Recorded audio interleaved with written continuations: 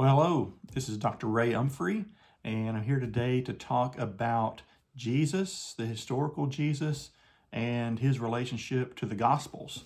I think this lecture will be really helpful, not only to set the context for understanding Jesus in the Gospels, but I think it's also helpful apologetically to be able to defend our faith and answer historical objections to Jesus. So I want to just dive in and look at some historical references to Jesus. Now, of course, we have the New Testament, and we don't want to discount what we have in the New Testament, especially the four Gospels. The four Gospels are eyewitness testimony about Jesus Christ. They're not fiction, but they are indeed intended to relay the facts about the life of Jesus. And so we shouldn't let others cause us to have any lack of confidence in what the Gospels tell us. And then when you combine that with the rest of the New Testament and the witness of others, you find that there is historical merit in evaluating the New Testament witness about Jesus. I think about Paul in 1 Corinthians 15, when he mentions the fact that over 500 people saw Jesus at one time. That's an astounding thing to say. And he said many of them are still alive to that day. That's an astounding thing to say when you're Paul writing in 50 to 60 AD and, within 20 years of Jesus' crucifixion and death, to be able to say, I can tell you where some people are that saw him alive. So you see that in the New Testament, there's a fabric of historicity that helps us talk about Jesus. But I want to look at some extra biblical sources because I think that helps us to understand how the Roman world at the time saw Jesus, understood him. It also helps us to point to some other witnesses about the life of Jesus. The first one is Josephus. Now, Josephus was a Jewish historian. He fought in Jewish wars against Rome, and in the war against Jerusalem in 70 AD, he was actually captured and taken to Rome. And Josephus wrote many important historical works about Jewish history, about the Jewish wars, and he wrote a lot about first century Judaism. If you want to get a real close look at what it looked like to be a first century Jew in the time of Jesus, read Josephus. Josephus was a contemporary of Jesus. Now, we don't know if he ever met Jesus or not, but he certainly was living at the time of Christ. And there are really two important references to Christ in Josephus's writings. At one place, Josephus is writing about a certain priest who was reigning and who was serving as, pardon me, not reigning, but a certain priest who was serving during the time when James, the brother of Jesus, was executed. And in this account, Josephus is really just recounting the corruption of this individual. But he makes a remark, and he says, this man assembled the Sanhedrin of judges and brought before them the brother of Jesus, who was called Christ, whose name was James, and some others. And when he had formed an accusation against them as breakers of the law, he delivered them to be stoned. Now, Josephus was not a Christian, and he's not writing here to defend the faith, and he's not even writing about Jesus. He's talking about a man who was having people put to death. And he's actually talking about that man. He's not even really talking about James. But for Josephus, James, the brother of Jesus, and Jesus himself were just part of the historical fabric against which he's writing. So it's helpful to see that it's almost a neutral passing reference to Jesus and to his brother James. Again, you have Josephus writing. There's another citation that some people question as being authentic. And there are two versions of it, and a lot of scholars think that there's the earlier version, or the one they hold to be the earlier version, is authentic, while the later one is not. The later one seems to have some references to Jesus that sound almost Christian, and so there's some suspicion that maybe some Christians have come in and changed it. But the one that's more accepted as historical, Josephus recognizes that Jesus was a wise and good man. And he calls Jesus a wise man and said that his conduct was good and he was known to be virtuous. And he talks about those who followed him from the Jews and the Gentiles. He affirms that Pilate condemned him to be crucified and die. And then he notes that his followers said that he rose 3 days after his crucifixion. So Josephus reports about the life of Jesus and affirms what we read in the New Testament. There's another writer named Thallus who very early on made a remark about the darkness at the crucifixion and said that it was an eclipse. Tacitus, who was a Roman historian, he's writing about the burning of Rome by Nero, and he's writing about Nero's blaming it upon the Christians. And he refers to the Christians as Nero's scapegoats, and he calls them Christians and says that their name comes from Christ, who during the reign of Tiberius have been executed by Pontius Pilate. And so you have Tacitus here remarking, and he's talking about the Christians, but then he draws on the recent history about Jesus and his crucifixion. Another writer, Serapion, says that what advantage did the Jews gain by the death of their wise king? It's kind of an obscure reference, but he's talking about Jesus here, and he says that he lived on in his teaching. Another important reference is by Pliny the Younger, and he was governor of Bithynia, Pontus, from 110 to 112, and he wrote a series of letters to the Roman Emperor Trajan, who had asked for a council on dealing with the Christians, and he notes several things. He notes that the Christians met on a fixed day, and they would sing responsively a hymn to Christ as to a God, and they would bind themselves by oath and to live a certain way and to live according to the Christian ethic. But notice here that Pliny references that they were worshiping Christ as a God. So this is a really helpful reference to those that would dispute the deity of Christ, or that the Christians affirm the deity of Christ. You'll find some people who say, well, Jesus never claimed to be God, and the early Christians, the first Christians didn't think he was God, but later Christians deified him. Well, here you have a very early 2nd century reference to the custom of Christians to meet and to sing hymns in worship to Christ. Lucian of Samosata wrote in a fictional writing, he made a historical reference to the Christians who worship the man impaled in Palestine, and he introduced this new cult into the world. Suetonius, another Roman historian, writes about Claudius, who expelled the Jews from Rome, and he says they were instigated by Chrestus. Now, who is Chrestus? This is probably a misspelling of Christ, because he's more than likely referring to the Jewish Christians in Rome. If you look at Acts 18:2, you actually read a reference to the Jews being expelled from Rome, and this is more than likely a reference to that historical event. Later Jewish writings, such as the Babylonian Talmud, contain several references to Jesus of Nazareth, and of course, mostly pejorative. But there's a reference in the Babylonian Talmud that affirms that he was hanged on the eve of Passover. It alleges that he practiced sorcery and enticed and led Israel astray.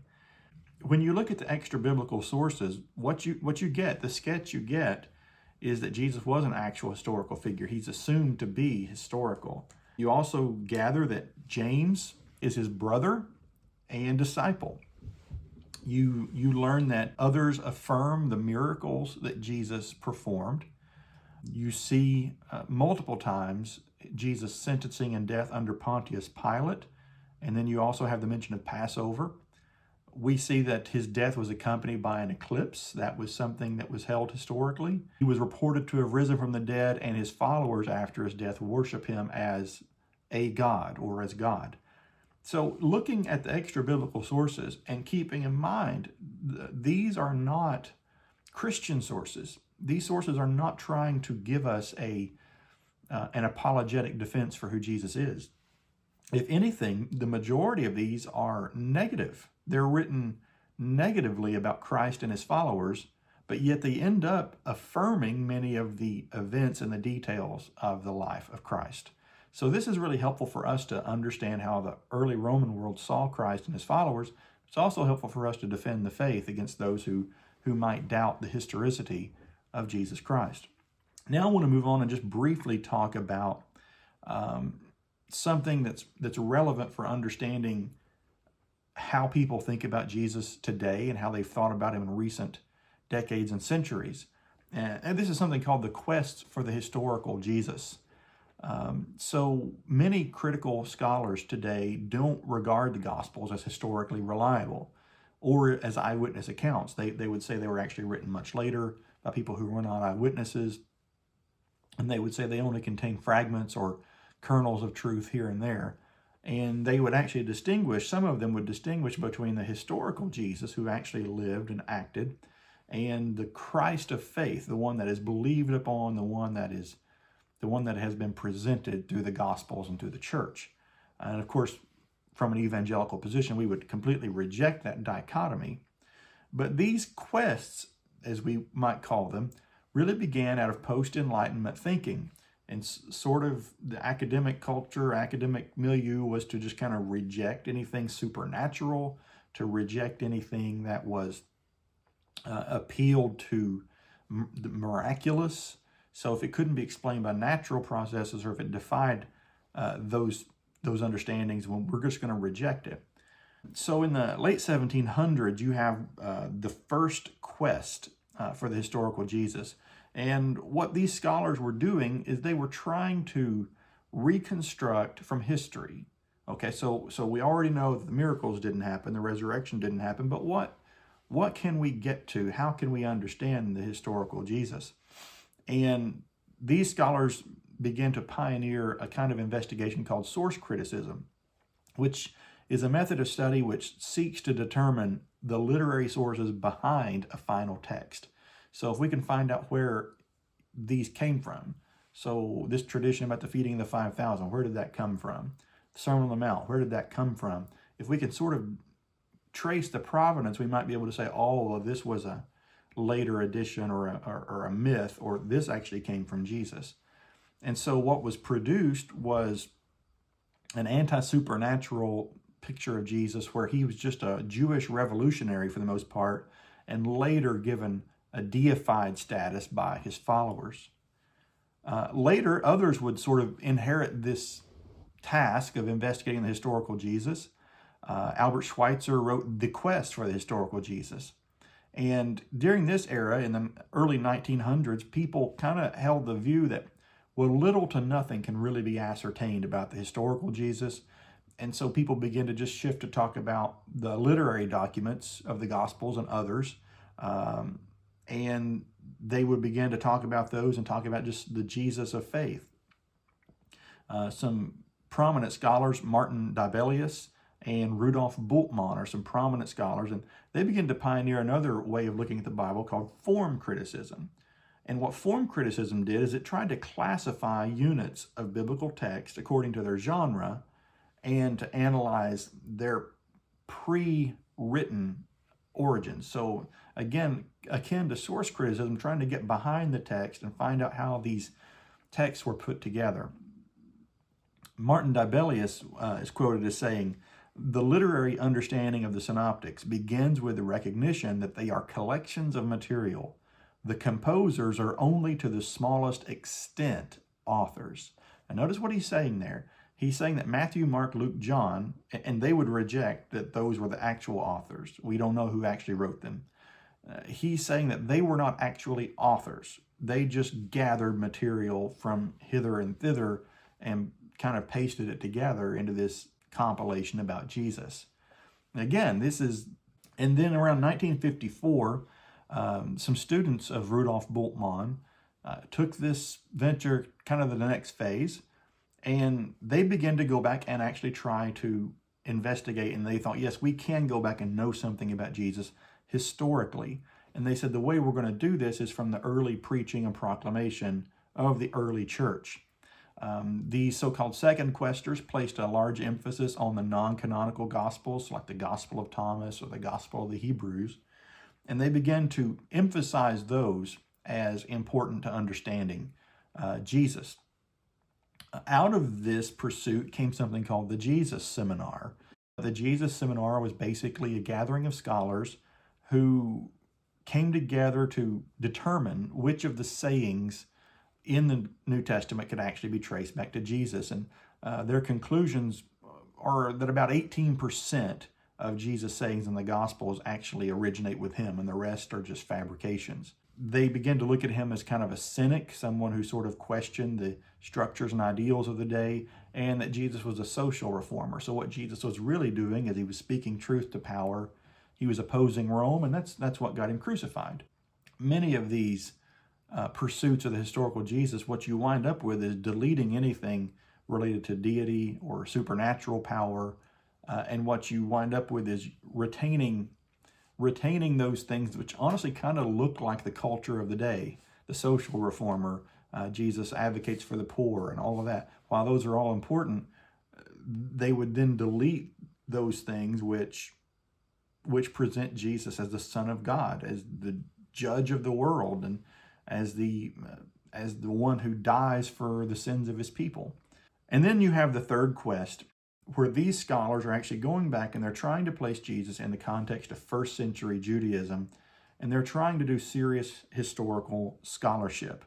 The people engaged in this have widely different views about Jesus, some more conservative, some more liberal, but you have people who are trying to actually situate Jesus in his first century context, which is something that we can actually identify with. If you survey all of these scholars and various ones who've investigated the life of Jesus, you come up with some varying conclusions. Some say that he was a traveling philosopher, much like the sophists of the day who would go around teaching. Others recognize that he did do miracles, and they see him as a faith healer, primarily. Others view him merely as an apocalyptic prophet. Some say he's a social reformer. Some would even say that Jesus was a feminist advocate. And you can look at some of the things Jesus said and did and see how he elevated the position of women and honored women. But some would reduce him to just kind of a feminist figure. Some would see him as a wise sage, someone who was speaking proverbs and wisdom.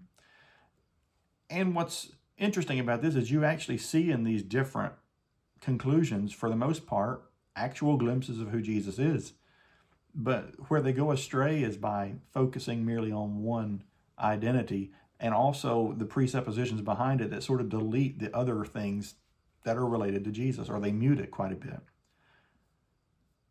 So we want to affirm the historical Jesus, and we have a firm foundation in history for affirming him, and we have reliable witnesses from the New Testament that tell us about Jesus. So what we want to do is we want to affirm the gospel. We want to affirm the truth. We also want to be able to answer some of these other objections. You might say, now, how do these quests for the historical Jesus, how do they actually impact me, impact my ministry? Well, some ways this might show up is if you've ever heard someone say, well, I believe Jesus was a good teacher and a good prophet, you might not realize it, but that really flows out of some of this liberal theology and liberal approach to Jesus that's been going on since the late 1700s. That's sort of the outflow of that. If you've ever around Christmas or Easter turned on maybe the Discovery Channel and seen the untold stories of Jesus or the truth behind Easter, and usually what they'll do is they'll collect a few scholars or professors to come together, and they'll kind of tell some of these things, and they'll appeal to the Gospel of Thomas, and they'll say, well, Jesus might have been married, and there's all this cover up by the church. And if you watch those, it's usually the same sort of stuff. It's sensational, and it usually parakeets the talking points parrots the talking points of the Jesus Seminar and those scholars involved in the quest for the historical Jesus. In popular media, several years ago, there was a book written called The Da Vinci Code, and there was a movie, and it was fiction, of course, but it was all based in apocryphal writings and in kind of questioning the historicity of Jesus, and it really drew a lot from this sort of research. So as you encounter people who maybe are swayed by some of these things, or You have people that come up to you and say, hey, what do I do? How do I make sense of this? Understanding where these things come from and some of the presuppositions behind it, then also going back and being able to defend historically the existence and the life of Jesus is really helpful to us in ministry, and also lays a good foundation for us in understanding the Jesus of the Gospels.